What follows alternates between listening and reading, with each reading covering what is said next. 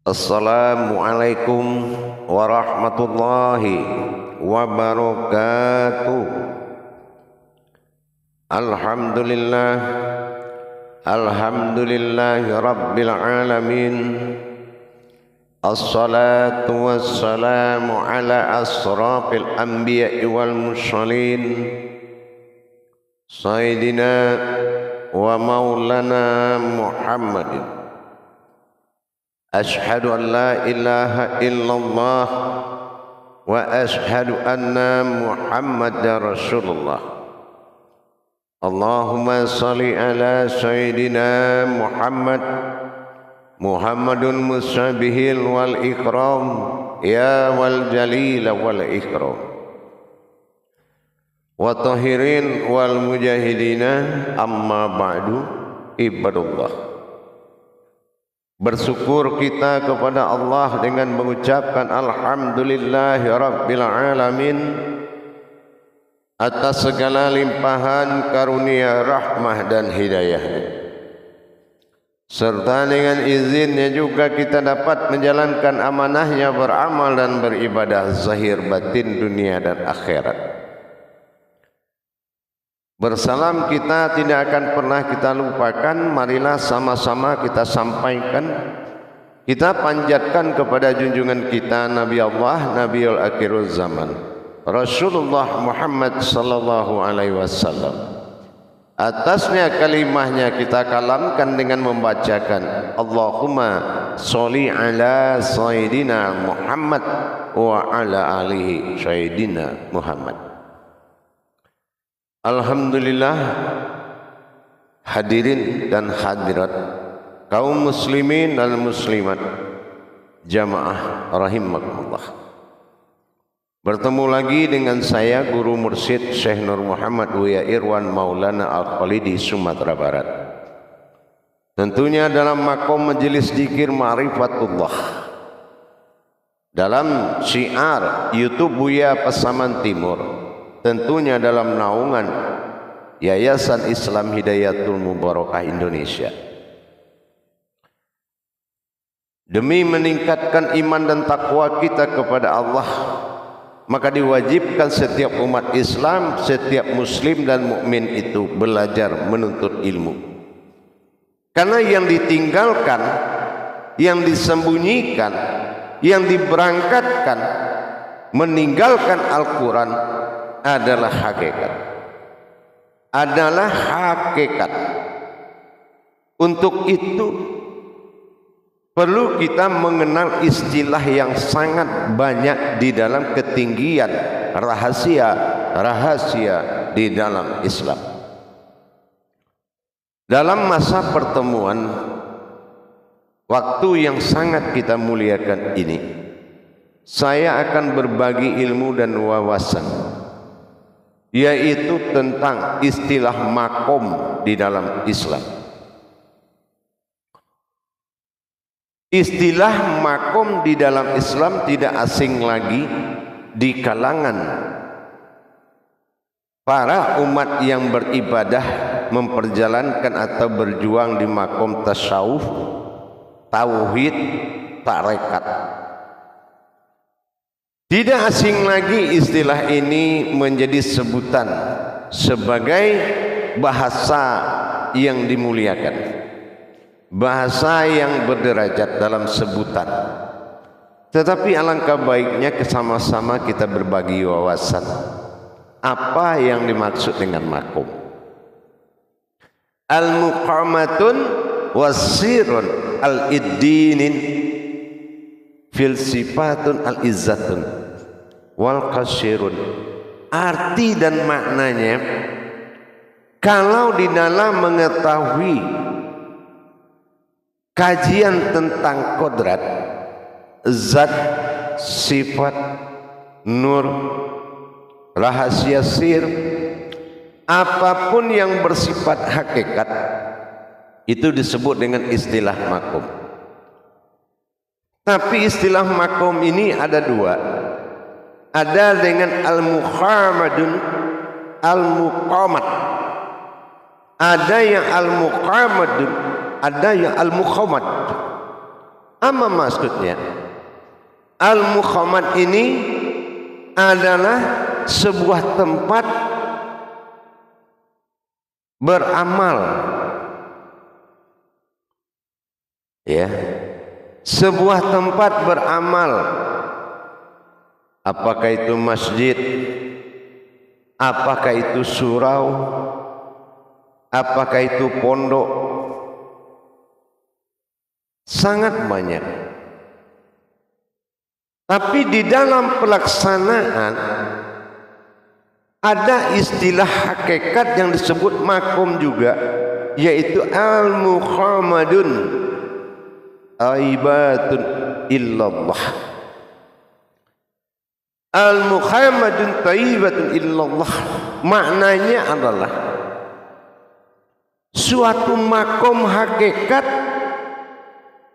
dan dilaksanakan tanpa dilihat wujud al-mukhamadnya. Nah, kita percontohkan, kalau kita mengamalkan diri tidak melihat jasad. Kenapa? Karena yang dikatakan diri adalah sesuatu yang ada di dalam jasad. Ini antara mukhamad dengan mukhamadun. Kalau kita mengamalkan diri hakikat, tapi pandangan ke diri syariat, ini batal. Contohnya kajinya hu Allah, aku Allah, hu Allah. Kalau kita tidak melihat ke diri hakikat, terlihat diri syariat, apakah ia diri syariat yang mengaku aku Allah? Apakah ini jalan tidak menuju ke kekafiran? Logika jamaah para hadirin. Tapi sama juga seperti pelaksanaan Muhammad al-Tarekat. Apapun jenis tarekat, kalau sifatnya yang dimakomkan, ada makom ini yang sahadah, ada sa'diyah. Kalau sa'diyah adalah syariat, sahadah adalah langsung. Nah, sama. Kalau orang sekarang, orang-orang awam mengatakan masuk ke lambu. Kalau di tarekat umpama. Ini kalau kita tidak jelaskan dulu, kelambu itu apa, yang masuk itu siapa, hakikatnya apa, dan apa tujuannya di dalam itu, apa hubungannya dengan kelambu dengan jasad, ini akan membuat suatu perbuatan syariat yang ada di hakikat yang menyalahkan perbuatan hakikat. Ini amalnya jatuhnya sia-sia. Kalau umpamanya kita merasa jasad ini masuk ke dalam kelambu kait, alangkah indahnya itu terjadi di orang baru-baruan rumah tangga. Tapi kalau yang masuk itu adalah diri apa, dan dia masuk ke makom apa, dan dia duduk di dalam apa nanti, dan ini tidak putus, jangan nanti dia keluar dari makom itu dia merasa sudah bebas, itu tetap nempel. Wujud batin dalam alam batin itu nempel. Selesai pun dia sudah melaksanakan hajat dengan hitungan hajat harinya, dan itu nggak copot-copot kelambunya, dan dia tidak copot-copot duduk dalam kelambu, meskipun sudah syariatnya selesai. Pernahkah kita mengatakan, menerangkan? Begitu juga tasawuf. Kalau dia mengkaji Tuhan hanya waktu ngaji, selesai ngaji, nanti waktu ngaji lagi baru dibahas. Ini munafik. Kaji tetap berjalan kemana-mana, seperti dia juga berjalan.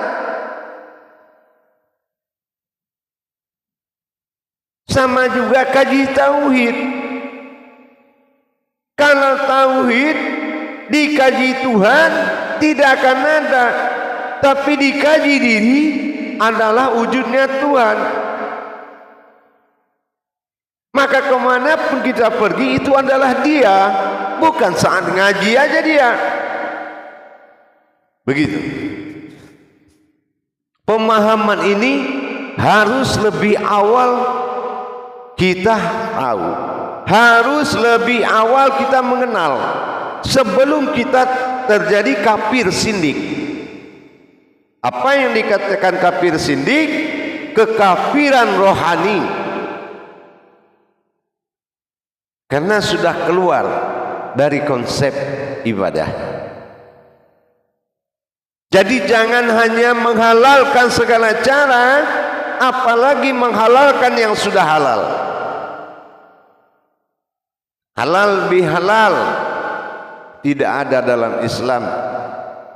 Untuk syahadah tidak ada istilah itu. Tidak ada istilah fikih di dalam masa tasyawuf tauhid. Mereka tidak ada masalah fikih. Tetapi pelaksanaan hakikat ini benar-benar harus dijelaskan pemahamannya lebih awal.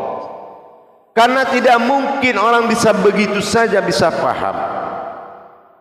Karena pemahaman ini sengaja dikunci oleh Allah di Al-Baqarah 269. Karena dikhawatirkan 268 manusia beribadah karena ditakut-takuti oleh setan. Jangan lihat setan di alam dosa, di alam hak juga ada setannya yang membuat kamu memberikan keputusan salah. Kebenaran adalah puncak segalanya. Untuk itu kita lebih waspada. Jangan menjadi dombanya Islam. Orang ikut kita ikut, orang bubar kita bubar. Ini yang dikatakan Muhammad mengembala domba. Itu yang dikatakan maksudnya. Karena dikhawatirkan umatnya hanya mengikut seperti domba yang diseret. Orang ikut dia ikut, orang ngaji dia ngaji, orang bubar dia bubar. Orang ke masjid dia ke masjid, orang sholat dia sholat, orang berdiri dia berdiri, orang ruku dia ruku, orang sujud dia sujud, orang duduk dia duduk, orang salam dia salam, orang pulang dia pulang. Kita tanya habis ngapain? Sembahyang.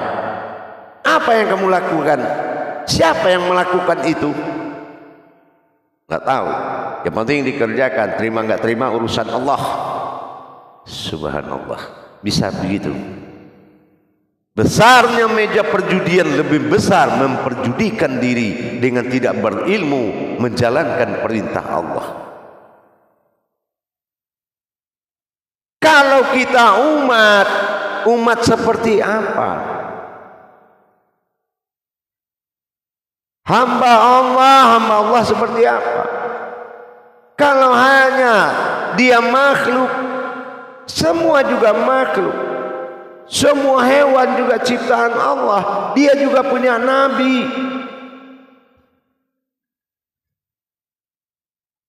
Maka diistimewakan umat Muhammad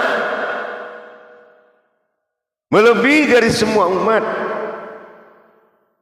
Dengan apa? Dengan petunjuk dan ilmu.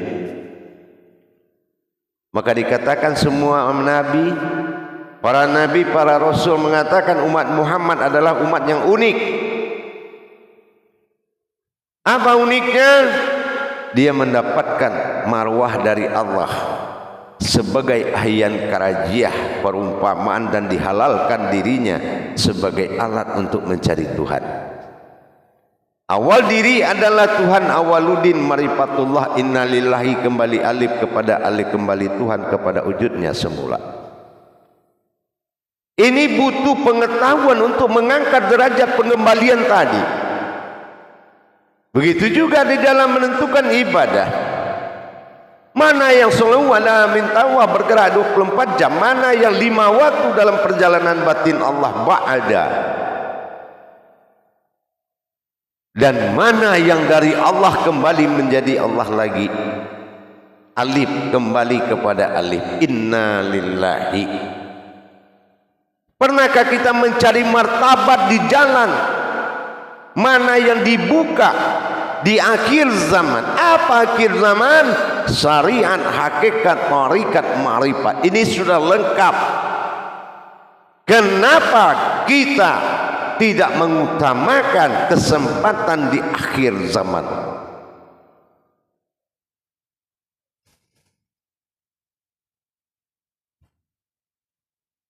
Kalau kita mau pasrah, pasrahkan kepada Allah haknya, bukan menyerah. Menyerah bukan pasrah. Untuk itu mari kita selalu meningkatkan pemahaman tauhid kita kepada Allah. Insya Allah Allah akan memberikan petunjuk kepada orang yang menuju jalannya. Jamaah yang dirahmati Allah, kaum muslimin dan muslimat rahimakumullah.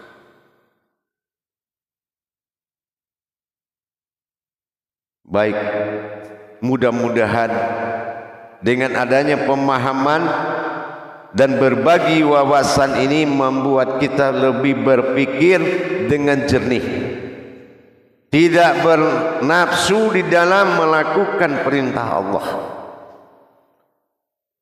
Karena nafsu ini yang akan mau kamu membuat kamu bersalah. Nafsu ini yang akan membuat kamu bersahwat. Coba perhatikan. Tanpa ilmu, berzikir terus, darah kita bersih, akal jenius, tuntutan psikologis semakin banyak. Dengan kita rajin, selalu kita berzikir, bertasbih, maka darah kita lebih bersih, jenius kita semakin tinggi, tuntutan psikologis kita semakin tinggi. Makanya banyak yang tergelincir, kawin sana, kawin sini, kawin sana, kawin. Tapi kalau benar kamu berzikir kepada Allah, tidak diantarai oleh waktu, ayat, huruf, hitungan, maka sesungguhnya kamu telah menyaksikan awal dirimu jadi, yaitu Allah. Bagaimana bisa bersawat? Inilah perbedaan antara kita bertasbih dengan berzikir. Maka kita tingkatkan pemahaman itu. Kuburan masing-masing, jangan ke sana, ke sini kayak angin puting beliung. Satu-satu, ke sana lagi semua. Satu-satu, sana lagi semua. Ini akibatnya apa? Teguran Allah. Inna min wa'aina. Bukan mandrok buka yang ditanyakan kepada orang yang berilmu. Inna min wa'aina.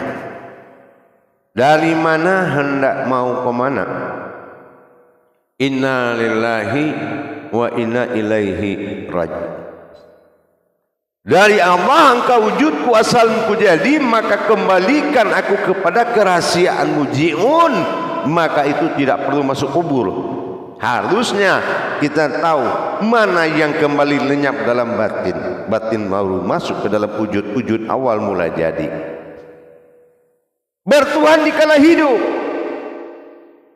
Tidak mungkin ada kehidupan tanpa ada Tuhan. Wujud dan hayat tidak bisa dipisahkan. Ahal itu roh, hayat, gerakan. Bisakah kita tanpa gerakan, tanpa hayat? Gerakan ini adalah ruhnya, hayatnya Allah. Itulah dikala hidup, di kesempatan kamu bertuhan. Dan jangan kamu cari lagi karena sudah hayat pada diri. Buktinya afal bergerak. Insya Allah mudah-mudahan bisa dipahami. Di lain waktu kita akan teruskan kembali pemahaman terhadap sir-sirnya Allah. Kalau kita tidak mengerti dengan sepemahaman, maka pemahaman ini dikendalikan oleh guru-guru yang membuat kita salah paham. Karena pahamnya dari awal sudah salah. Maka jawaban pemahaman ini ada di Lauh Mahfuz itu sendiri. Apa yang dia tulis, di situ dia bertanya, di situ juga jawabannya. Akhirul kalam, wabillahi taufiq wal hidayah. Assalamualaikum warahmatullahi wabarakatuh.